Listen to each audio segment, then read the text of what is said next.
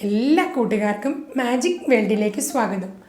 നിങ്ങളെല്ലാവരും സുഖമായിരിക്കുന്നു എന്ന് കരുതുന്നു. ഇന്ന് നമ്മളിവിടെ തയ്യാറാക്കാൻ പോകുന്നത് ഒരു സ്പെഷ്യൽ ചിക്കൻ കറിയാണ്. അതെങ്ങനെയാണ് തയ്യാറാക്കുന്നതെന്ന് നമുക്ക് നോക്കാം.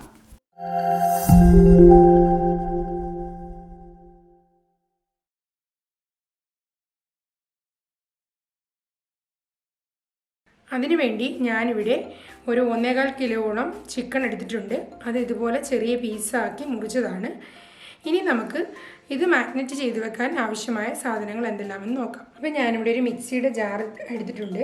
അതിലേക്ക് 1.5 സ്പൂൺ ഗരം മസാല,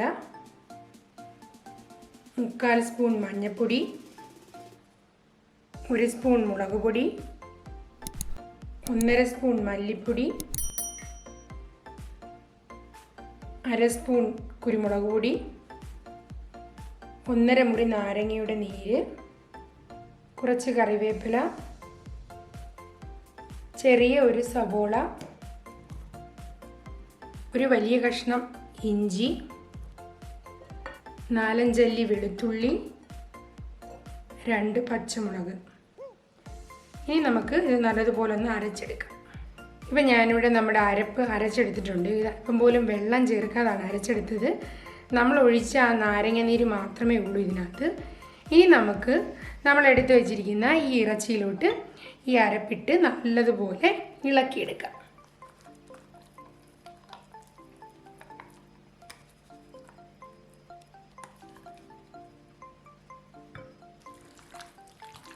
നല്ലതുപോലെ നമുക്ക് ഞെരടിയെടുക്കാം. ഇതിലേക്ക് ആവശ്യത്തിന് ഉപ്പിട്ട് കൊടുക്കാം. എല്ലാ കഷ്ണങ്ങളിലെല്ലാം നല്ലതുപോലെ ഈ കൂട്ട് പിടിക്കണം. അതിനുശേഷം നമുക്കിത് ഒരു 1.5 മണിക്കൂർ ഒന്ന് റെസ്റ്റ് ചെയ്യാൻ വയ്ക്കാം. നല്ലതുപോലെ നമുക്ക് ഞെരടിയെടുക്കാം. ഇതിലേക്ക് ആവശ്യത്തിന് ഉപ്പിട്ട് കൊടുക്കാം. എല്ലാ കഷ്ണങ്ങളിലെല്ലാം നല്ലതുപോലെ ഈ കൂട്ട് പിടിക്കണം. അതിനുശേഷം നമുക്കിത് ഒരു 1.5 മണിക്കൂർ ഒന്ന് റെസ്റ്റ് ചെയ്യാൻ വയ്ക്കാം.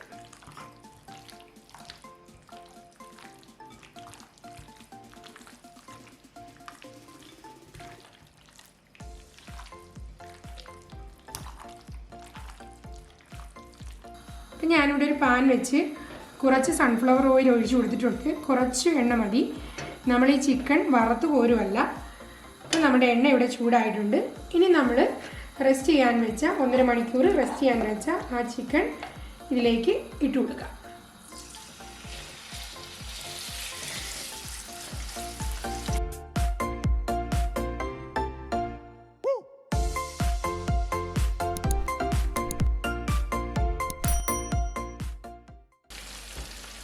ഇനി നമുക്ക് നമ്മുടെ ഈ ചിക്കൻ ഒന്ന് തിരിച്ചിട്ട് കൊടുക്കാം. ഇത് ചെറിയ തീയിൽ വേണം മൂപ്പിച്ചെടുക്കാൻ. അപ്പം അന്നേരം നമ്മുടെ ചിക്കൻ നല്ലതുപോലെ വേകും. ഇതിന് ഒരുപാട് എണ്ണയൊന്നും ഒഴിക്കരുത്.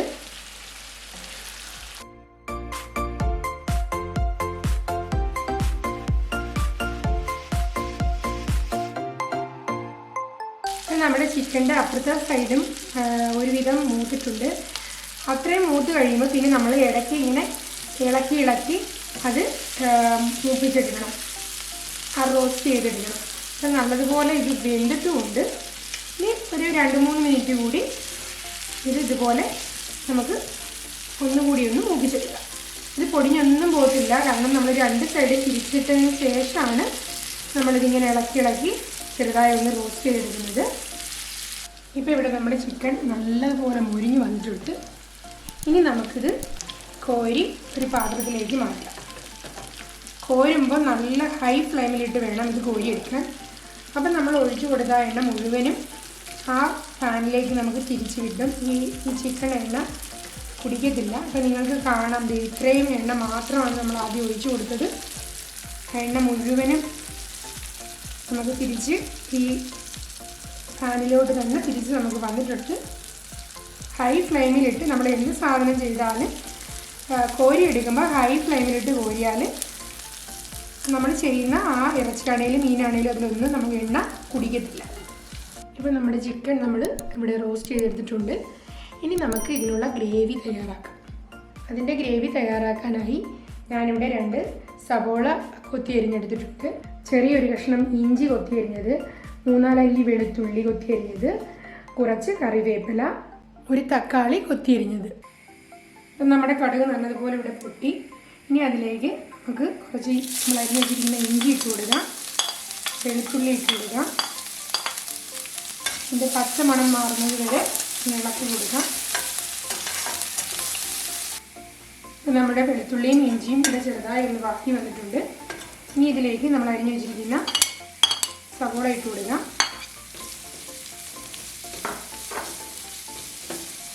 ഇതിലേക്ക് കുറച്ച് മഞ്ഞൾപ്പൊടി ഇട്ട് കൊടുക്കാം, കുറച്ച് ഉപ്പ് ഇട്ട് കൊടുക്കാം. ഇത് നല്ലതുപോലെ ഒന്ന് വഴലുന്നത് വരെ നമുക്കൊന്ന് വെയിറ്റ് ചെയ്യാം. ഇപ്പം നമ്മുടെ ഉള്ളി ഇവിടെ നല്ലതുപോലെ വഴണ്ട് വന്നിട്ടുണ്ട്. ഇനി ഇതിലേക്ക് നമുക്ക് കുറച്ച് കറിവേപ്പില ഇട്ട് കൊടുക്കാം. നമ്മൾ എടുത്തു വച്ചിരിക്കുന്ന പൊടികൾ ഇട്ട് കൊടുക്കാം. 1 സ്പൂൺ മല്ലിപ്പൊടി. പൊടികളെല്ലാം ഈ ഗ്രേവിക്ക് ആവശ്യമായത് മാത്രം മതി. കാരണം നമ്മൾ ചിക്കനിൽ നല്ലതുപോലെ എല്ലാം ചേർത്താണ് റോസ്റ്റ് ചെയ്തെടുത്തത്. 1/2 സ്പൂൺ ഗരം മസാല, 1 സ്പൂൺ മുളക് പൊടി, 1/4 സ്പൂൺ കുരുമുളക് പൊടി ഞാൻ ഇതിനകത്ത് ഇട്ടിട്ടുണ്ട്. ഇനി ഇത് ചെറുതായി നമുക്കൊന്ന് മൂപ്പിച്ചെടുക്കാം. ഇപ്പം നമ്മുടെ മസാലകളെല്ലാം ഇവിടെ നല്ലപോലെ മൂത്തിട്ടുണ്ട്. ഇതിലേക്ക് നമ്മൾ എടുത്ത് വെച്ചിരിക്കുന്ന തക്കാളി കൂടി ഇട്ടിട്ട്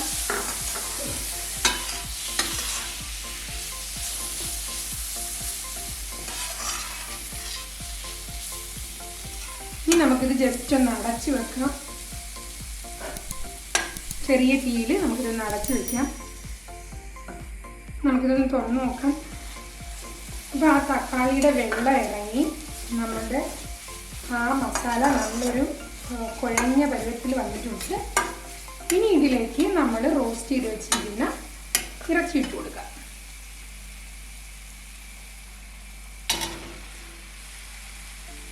ഇതിൽ നമുക്ക് നല്ലതുപോലെ ഒന്ന് ഇളക്കിയെടുക്കാം. ഈ ഗ്രേവി എല്ലാം ഈ ഇറച്ചിയിലേക്ക് എത്തത്തക്ക വേണം നമുക്ക് നല്ലതുപോലെ ഇളക്കിയെടുക്കാം.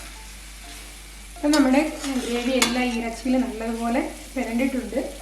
ഇനി നമുക്ക് ഞാനിവിടെ ഒരു 50 ഗ്രാം അണ്ടിപ്പരിപ്പ് 2-3 മണിക്കൂർ വെള്ളത്തിലിട്ട് കുതിർത്ത് മിക്സിയുടെ ജാറിൽ അരച്ചെടുത്തതാണ്.